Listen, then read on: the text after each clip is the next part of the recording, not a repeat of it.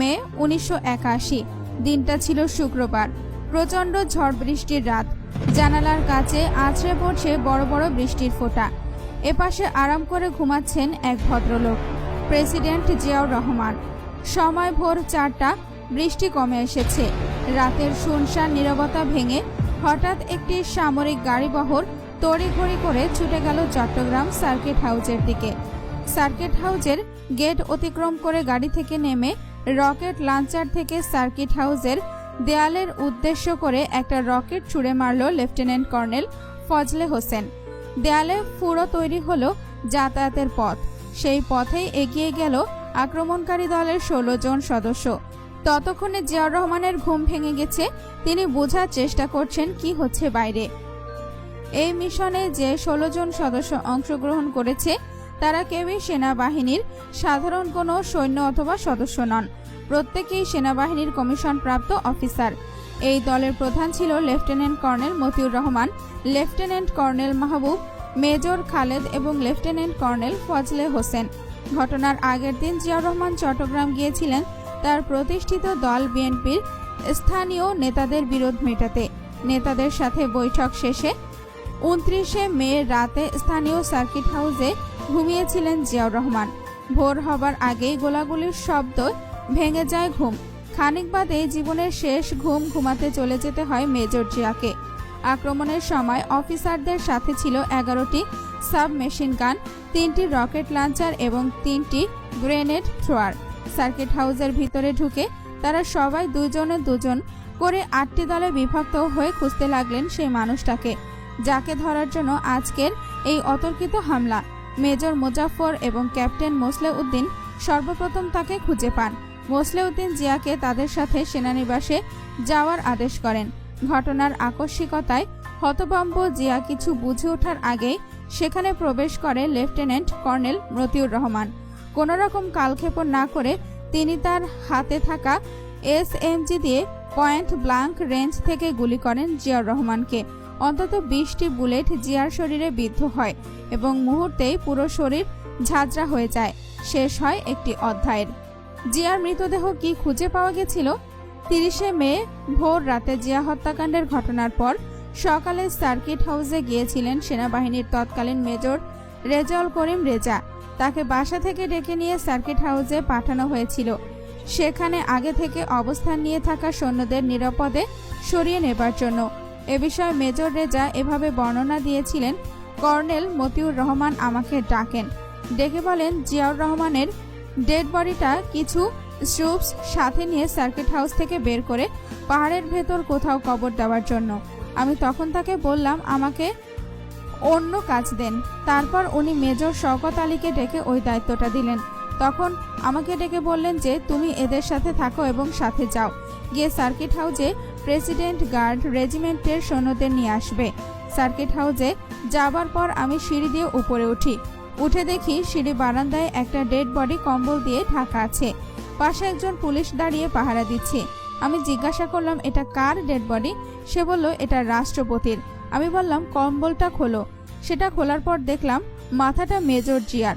কাছাকাছি দূরত্বে পড়েছিল কর্নেল এহসান ও ক্যাপ্টেন হাফিজের মৃতদেহ। জিয়ার মরদেহ দেখার পর সেখান থেকে চলে যান মেজর রেজা। অন্যদিকে মেজর শওকত আলী তার দলবল নিয়ে জিয়াউর রহমানের মৃতদেহ কবর দিতে নিয়ে যান। সকাল 10:30টায় চট্টগ্রাম শহর থেকে 17 মাইল দূরে রাঙ্গুনিয়া ইঞ্জিনিয়ারিং কলেজের পাশে পাহাড়ের ঢালুতে তাকে কবর দেওয়া হয়। কবরটিকে সত্যি জিয়াউর রহমানের নানান পরিস্থিতির মধ্য দিয়ে পরদিন 1 জুন 1981 জিয়াউর রহমানের মৃতদেহ খুঁজতে বের হন ব্রিগেডিয়ার হান্নান শাহ। তার সাথে ছিল আরও কয়েকজন সিপাহী, একটি ওয়্যারলেস সেট এবং একটি স্ট্রেচার। তারা কাপ্তাইয়ের পথ ধরে রওনা হন। একটি অনুমানের ওপর নির্ভর করে তারা নতুন কবরের সন্ধান করছিলেন। তখন উৎসুক গ্রামবাসীদের একজন এসে তাদেরকে জিজ্ঞাসা করেন তারা কি খুঁজছেন। ব্রিগেডিয়ার হান্নান শাহ গ্রামবাসীকে জিজ্ঞাসা করেন সেনাবাহিনীর সৈন্যরা সম্প্রতি সেখানে কোনো ব্যক্তিকে দাফন করেছে কিনা। তখন গ্রামের লোকেরা একটি ছোট্ট পাহাড় দেখিয়ে দিয়ে বলেন 2 একদিন আগে সৈন্যরা সেখানে একজনকে কবর দিয়ে রেখে গেছে। গ্রামবাসীরা তখনও জানতেন না যে সেখানে কাকে কবর দেওয়া হয়েছে। তাদের দেয়া তথ্য অনুযায়ী হান্নান শাহ সৈন্যদের নিয়ে সেখানে গিয়ে দেখেন নতুন মাটিতে চাপা দেয়া একটি কবর।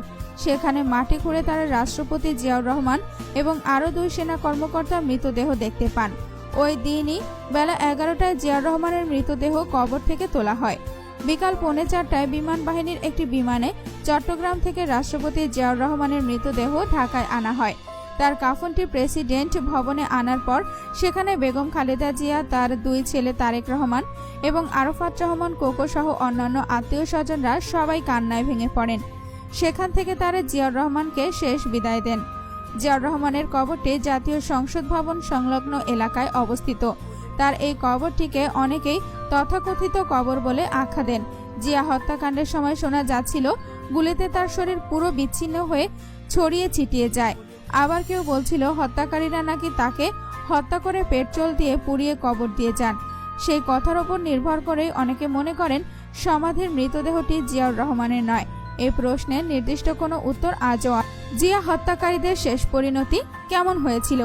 জিয়াউর রহমান নিহত হওয়ার পর বাংলাদেশ সেনাবাহিনীর তৎকালীন chief of army staff lieutenant general Hussain Muhammad Ershad Bangladesh সরকারের প্রতি অনুগত থাকেন। তিনি জিয়ার সহযোগীদের দ্বারা সংগঠিত অভ্যুত্থান দমন করেন।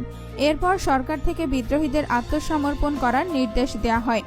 সার্কিট হাউজের আক্রমণে নেতৃত্বদানকারী অফিসার ব্যতীত অন্যান্য সেনা সদস্য এবং অফিসাররা আত্মসমর্পণ করেন। নেতৃত্বদানকারী অফিসাররা পার্বত্য চট্টগ্রামে পালিয়ে যাবার সময় সরকার কর্তৃক প্রেরিত বাহিনীর হাতে গ্রেপ্তার হয়। এদের মধ্যে গ্রেপ্তারের সময় কর্নেল মতিউর রহমান এবং লেফটেন্যান্ট কর্নেল মাহবুব নিহত হয়। জেনারেল মঞ্জুর এবং কর্নেল মতিউর রহমান যে গাড়ির বহরে পালিয়েছিল সেখানে ছিলেন মেজর রেজা। তার বর্ণনায় জানা যায় যাত্রাপথে কিছুদূর অগ্রসর হয়ে একটি পাহাড়ি এলাকায় পৌঁছানোর পর তারা সামনে গোলাগুলির শব্দ শুনতে পান। তারা লক্ষ্য করেন সামনে কিছু সৈন্য পাহাড়ের দিকে ছোটাছুটি করছে। সে সময় জেনারেল মঞ্জুর গাড়ি ঘুরিয়ে ফেলার নির্দেশ দেন, কিন্তু তাদের বহনকারী গাড়িটি হঠাৎ বিকল হয়ে যায়। তখন তারা অন্য আরেকটি গাড়িতে করে পেছনের দিকে চলে আসে। সেখানে একটি গ্রাম্য এলাকায় তারা গাড়ি থেকে নেমে হাঁটা শুরু করেন। এলাকাটিতে চা বাগান ছিল। জেনারেল মঞ্জুর চা বাগানের এক কুলির বাড়িতে যান, কারণ তার সন্তানরা ছিল ক্ষুধার্ত। সেখানে জেনারেল মঞ্জুরের সন্তানের জন্য খাবারের ব্যবস্থা করা হয়। মঞ্জুর যখন স্ত্রী সন্তানদের নিয়ে খেতে বসলো তখন তারা হঠাৎই কুকুরের অনবরত ডাক শুনতে পায়। উকি দিয়ে দেখা গেল বেশ কিছুটা দূরে পাহাড়ি এলাকায় খাকি পোশাকের পুলিশ দেখা যাচ্ছে। তখন জেনারেল মঞ্জুর বলেন, আমি পুলিশের কাছে সারেন্ডার করব। পুলিশ সদস্যরা যখন সামনের দিকে এগিয়ে আসছিলেন তখন জেনারেল মঞ্জুর জঙ্গলের ভেতরে গিয়ে দাঁড়িয়ে যান। তিনি পুলিশের উদ্দেশ্যে বলেন, এই যে বাবারা, তোমরা ওইখানেই থাকো, সামনে এসো না, সামনে আসলে তোমাদের অসুবিধা হবে, আমি আসছি। এই কথা বলে তিনি হনহন করে হেঁটে গিয়ে পুলিশের কাছে সারেন্ডার করেন। পুলিশ তাকে হাটহাজারী থানায় নিয়ে যান। সেখানে তিনি একজন আইনজীবীর জন্য আবেদন করলে তা নাকচ করে দেওয়া হয়। তিনি বুঝতে পেরেছিলেন পুলিশের হেফাজত থেকে নিষ্কৃতি পেলেই সেনাবাহিনী তাকে হত্যা করবে। তাই তিনি বারবার পুলিশের হেফাজতে থেকে চট্টগ্রাম জেলা প্রেরিত হওয়ার জন্য আবেদন করতে থাকেন। কিন্তু যখন তাকে পুলিশ ভ্যানে ওঠানো হয় তখন সেনাবাহিনীর একটি দল থানায় গিয়ে উপস্থিত হয়। কিছুক্ষণ বিতর্কের পর ক্যাপ্টেন এমদাদ জেনারেল মঞ্জুরের হাত পা বেঁধে প্রায় টানা হিঁচড়ে তাকে গাড়িতে তুলে চট্টগ্রাম অভিমুখে রওনা হন। পরবর্তীতে কি ঘটেছিল সরকার তা কখনোই প্রকাশ করেনি। বলা হয় ক্ষুব্ধ সেনা সদস্যদের গণপিটুনিতে তার মৃত্যু হয়। তবে ময়নাতদন্তে বের হয়ে আসে মঞ্জুরের মৃত্যুর কারণ ছিল পেছন থেকে মাথায় করা একটি গুলি। ফলে মঞ্জুরের মৃত্যুর বিষয়টি রহস্যাবৃত হয়ে পড়ে। মঞ্জুরের মৃতদেহ চট্টগ্রাম ক্যান্টনমেন্টে ছিল।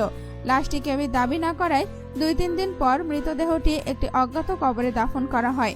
সে সময়কার সাপ্তাহিক ইত্তেহাদ পত্রিকার তথ্য অনুযায়ী মেজর মঞ্জুরের স্ত্রী বেগম মঞ্জুর ঢাকায় খালেদা জিয়ার সঙ্গে দেখা করেন।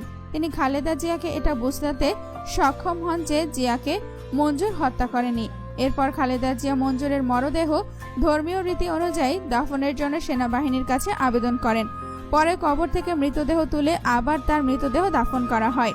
তবে এসব তথ্য শুধু সাপ্তাহিক ইত্তেহাদ পত্রিকায় প্রকাশিত হয়েছিল, এর বাইরে আর কোথাও এটা প্রকাশিত হয়নি। মেজর জেনারেল মঞ্জুর জিয়াউর রহমানের ঘনিষ্ঠ বন্ধু ছিলেন। তিনি আসলে জিয়া হত্যাকাণ্ডের ষড়যন্ত্রে জড়িত ছিলেন কিনা সেই সত্যটি আজও নিশ্চিতভাবে জানা যায়নি। 1995 সালে মঞ্জুরের বড় ভাই জেনারেল এরশাদ সহ আরও বেশ কয়েকজনকে মঞ্জুর হত্যার দায়ী করে মামলা দায়ের করে। চট্টগ্রাম বিদ্রোহের অন্যান্য পরিকল্পনাকারী সামরিক আদালতে বিচারের আওতায় আনা হয় এবং জেল ও ফাঁসির আদেশ দেওয়া হয়। এই বিচারে অনেক মুক্তিযোদ্ধাদেরকেই উদ্দেশ্যমূলকভাবে অভিযুক্ত করা হয়েছে। এই সামরিক ট্রাইব্যুনালে জিয়া হত্যাকাণ্ডে জড়িত থাকার দায়ে মোট 18 জন অফিসারকে অভিযুক্ত করা হয়। এদের মধ্যে 13 জন মৃত্যুদণ্ড এবং বাকি 5 জন বিভিন্ন মেয়াদে কারাদণ্ড লাভ করেন। এই অফিসারদের 1981 সালের 1 থেকে 3রা জুনের মধ্যে গ্রেপ্তার করা হয়েছিল। মেজর জেনারেল আব্দুর রহমানের সভাপতিত্বে 10 জুলাই 1981 থেকে 28 জুলাই 1981 পর্যন্ত চট্টগ্রাম জেলে সামরিক আদালতের কার্যক্রম পরিচালিত হয়। এই আব্দুর রহমানকে আবার 1983 সালে ফ্রান্সে বাংলাদেশের রাষ্ট্রদূত হিসেবে নিযুক্ত করা হয়। 1984 সালে সেখানেই রহস্যজনকভাবে তার মৃত্যু হয়। এভাবেই জিয়াউর রহমানের মৃত্যুর সাথে জড়িত এবং পরবর্তীতে সেই হত্যাকাণ্ডের বিচার ব্যবস্থার সাথে জড়িত প্রত্যেকটা ব্যক্তি হারিয়ে যায় ইতিহাসের গহ্বরে।